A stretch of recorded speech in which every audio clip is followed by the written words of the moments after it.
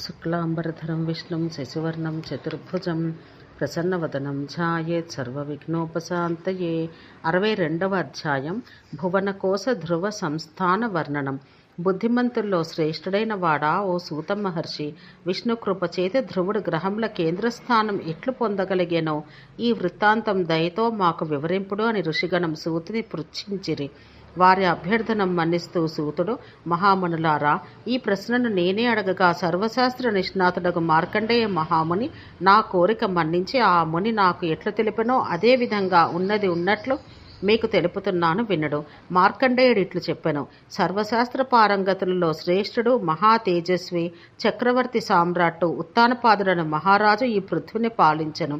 ఆయనకు 2 రాణులు కలరు. వారి పేర్లు సునీతి, సురుచి. పెద్దరాణియగు సునీతికి మహా తేజస్వి, గొప్ప బుద్ధిమంతుడు అగు ధ్రువుడను పేరుగల పుత్రుడు జన్మించెను. ఆ ధ్రువుడు మహాబుద్ధిశాలి, కులదీపకుడు. అతడు 7 సంవత్సరాల వయసులో ఉన్నప్పుడు అతిలోక సౌందర్యవంతురాలు అహంభావియగు ఉత్తానపాదుని 2వ భార్యయగు సురుచి రాజోడిలో కూర్చుని ఉన్న ధ్రువుని ఆవలకు త్రోసివేశెను. పిమ్మట తన కుమారుని రాజోడిలో కూర్చుండబెట్టి సంతోషించెను. బుద్ధిశాలి అయిన బాలకుడగు ధ్రువుడు తన తండ్రి ఒడిలో నుంచి విడలకొట్టబడుటచే చాలా దుఃఖం పొంది తల్లి వద్దకు పోయి మాటిమాటికి ఏడవసాగెను.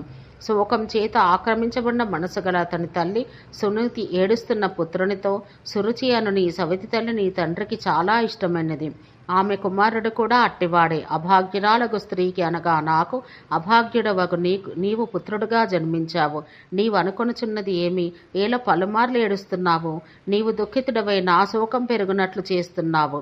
కుమారా, నీవు నీ శక్తితో ఇంతకంటను అధికము, సుఖమయము, దృఢము ఒక స్థానాన్ని సంపాదించు ప్రయత్నం చెయ్యము అని పలికెను. తల్లి చేత చెప్పబడిన మాటలు విని అతడు వెంటనే అరణ్యానికి ప్రయాణమైపోయెను. అక్కడ విశ్వామిత్ర మహర్షిని దర్శించి విధిపూర్వకంగా చేతులు జోడించి ప్రణామములు ఆచరించి ఆయనతో, భగవంతుడా, మునిసత్తమా, అన్నింటికంటే ఉత్తమ స్థానాన్ని పొందగలుగుట ఎట్లో దయతో నాకు తెలియజేయడు అని ప్రశ్నించెను. మరియు, మునివర్య, నేను తండ్రి ఒడిలో కూర్చుని ఉండగా నా సవితి తల్లి సురుచి నన్ను ఆయన ఒడి నుంచి తొలగించి దూరంగా పంపివేసినది. రాజగు నా తండ్రి కూడా ఆమె చేసిన చర్యను ఏ విధంగానూ నిరోధించలేదు. హే బ్రాహ్మణ, ఈ కారణం చేతనే నేను నా తల్లి వద్దకు పోయితిని. నా తల్లి సునీతి నాతో, పుత్ర, దుఃఖించకము. నీవు నీ కర్మం చేత రాజు యొక్క ఒడి కంటే ఉన్నత స్థానానికి యోగ్యత కలవాడవు అని చెప్పినది. మహాముని, తల్లి యొక్క మాటలు విని నేను ఈ అరణ్యానికి వచ్చాను. ఇక్కడ మిమ్ము దర్శించగలిగాను. మీ కృపచేత అద్భుతము, అత్యుత్తమమైన స్థానం పొందగలుగుదును అని ఈ విధంగా చెప్పిన ధ్రువుని వినతిని విని విశ్వామిత్ర మహాముని నవ్వుతూ, రాజకుమార, 3 లోకాలకు స్వామి, దుఃఖ వినాశకుడు, శివుని వామాంగం నుంచి ఉత్పన్నుడైన విష్ణు భగవానుని ఆరాధించిన నీవు కోరుకున్న ఉత్తమ స్థానం ప్రాప్తించగలదు. ఓ మహాబుద్ధి కుశలుడా, నీవు విష్ణునామాన్ని నిరంతరం జపించము. అది మహాశుద్ధం, పవిత్రం, సర్వపాపాలు నశింపచేయును, సమస్త కోరికలు తీర్చినట్టుది. నీ ఇంద్రియాలను వశంనందుంచుకుని ప్రణవంతో కలిసి నమోస్తు వాసుదేవాయ, వాసుదేవునికి నమస్కారం అని జపిస్తూ సనాతనుడగు విష్ణువుని ధ్యానించము. జపహోమాలయందు అభిరుచిని పెంపొందించుకొనుము అని ఈ విధంగా విశ్వామిత్ర మహాముని తెలుపగా, మహాయశస్వి బాలకుడు ఒక ధ్రువుడు విశ్వామిత్రునికి భక్తిపూర్వకంగా నమస్కరించి తూర్పు దిక్కుగా సాగిపోయెను. పిమ్మట అతడు విష్ణునామం జపించడం ప్రారంభించెను. మనస్సందు మిక్కిలి ప్రసన్నుడై రాత్రింబగళ్ళు అతడు నిరంతరం 1 సంవత్సరం పాటు శ్రీ మహావిష్ణు నామం జపించెను. శాకములు, కందమూలములు, ఫలములు మాత్రమే ఆహారంగా స్వీకరిస్తూ విష్ణునామం జపిస్తుండగా అతని వద్దకు భేతాళములు, రాక్షసులు, భయంకర క్రూర మృగములకు సింహాదులు, పశువులు, భయం కలిగించు జంతువులు సమీపానికి వచ్చి అతడి బుద్ధిని మోహింపచేయుట కొరకు ప్రయత్నించినవి. కానీ వాసుదేవనామం జపిస్తూ అతడు తన దృష్టిని మరల్చలేదు.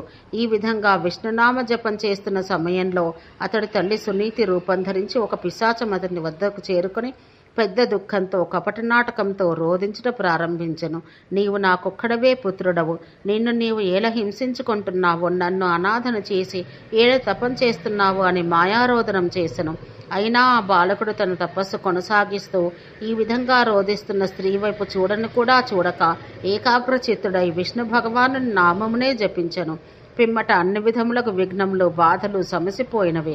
గరుడ వాహనంపై కాళమేఘ ప్రభావంతుడు సర్వదేవతా ప్రభువు సమస్త మునిలోకం దేవగణాలు తనను స్తుతిస్తుండగా శత్రుహంతయగు విష్ణు భగవానుడు ధ్రువుని సమీపానికి వచ్చెను.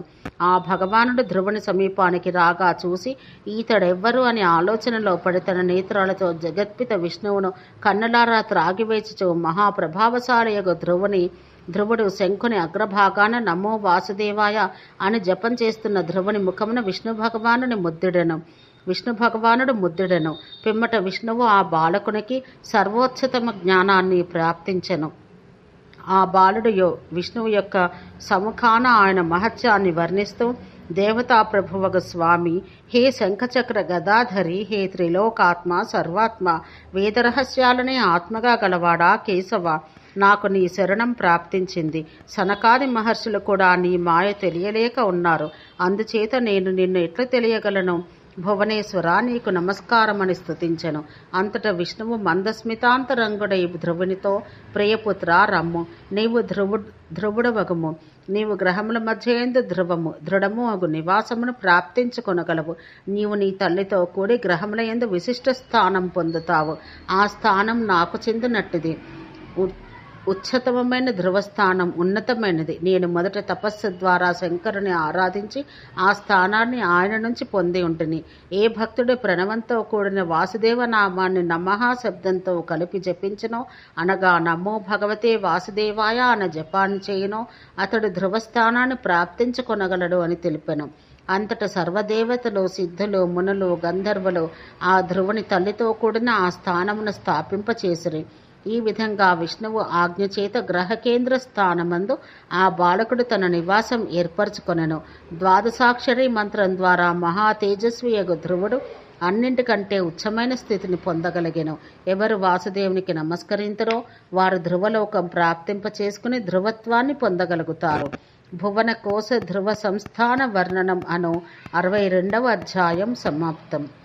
ఓం శాంతి శాంతి శాంతి.